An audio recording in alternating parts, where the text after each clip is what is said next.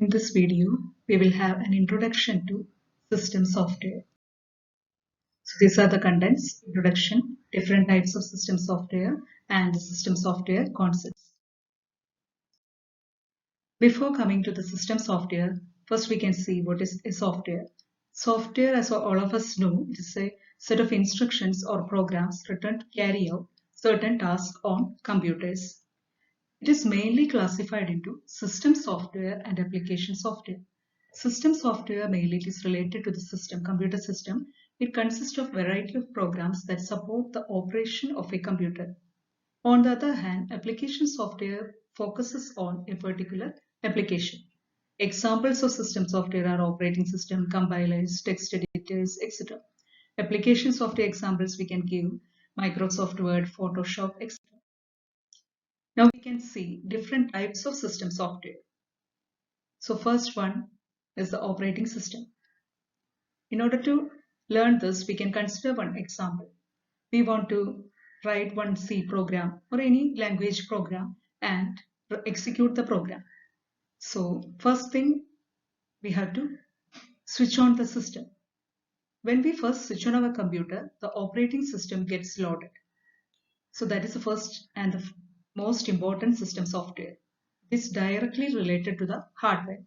It is a collection of software that manages computer hardware resources, provide common services for computers. Application program require an operating system to function. So once the system is on, then we will use a text editor to type our program. So the second system software is a text editor. It is a program which allows the user to create the source in the form of text into main memory. So this text editor, using this one, we can create, edit, delete, and update the content. So now we have typed our program and then we will save the program. So after saving the program, next thing we had to do, we had to compile the program. It will show the errors.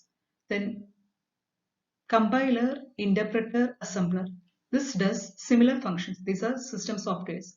Compiler translates a high-level language program into machine understandable form. That is machine language, which is zeros and ones. So this conversion or translation it will do at a time. But interpreter, this also converts high-level language program into machine language, but it does this line by line. C language uses a compiler, but Python uses an interpreter. If we have written our program in assembly language, we have to use an assembler to convert our program into machine language. Then we can see the other thing, debugger. Debugger, it is used to check the errors. It is used in testing and debugging of programs. It involves the determination of the nature and location of the error and fixing it. So now we have debugged our program. After that, we have to execute our program. So before executing, our program should be residing in main memory. So in order for that, we have another system software loader, which loads the program from secondary memory into primary memory. So loader is a utility of an operating system. It's part of the operating system. It copies programs from a storage device to computer's main memory. Then the next one is linker. If a program, for example, my C program, if it consists of a library function, for example, strlen, to find the length of a string, then it is in standard library. It's a standard library function. So this linker, it has to link the standard subroutine to my program, to my C program before running. So that linking process is done by the software, system software called linker. Linking is a process of collecting and combining various pieces of code and data into a single file. Then after this, it will be loaded into memory. Then the next one is the macro processor. Macros are similar to functions. In high-level language, we'll use functions. Instead of functions, in assembly language, we'll call it as a macro.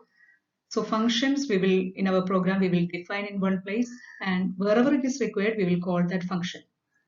So similar to that, macros are defined at one place and macro calls will be there in the main program. A macro processor is a system software which processes these macro calls. Then the next one is the device driver. So into our computer system, many input or output devices are connected. So these devices should work properly. In order for that, we have the system software device driver, which manages the communication with the input-output device. System software concept. At the top level, users are there. Users will be directly interacting through the application programs. Again, below that is the system software, which includes debuggers, microprocessor, text editor, utility programs, compiler, assembler, loaders, and linkers. Again, below that, we can find the operating system. So here the operating system is more near to the computer hardware. So this is the block diagram for system software concepts. In this, we can see that the system software lies between the application programs and the computer hardware. Thank you all.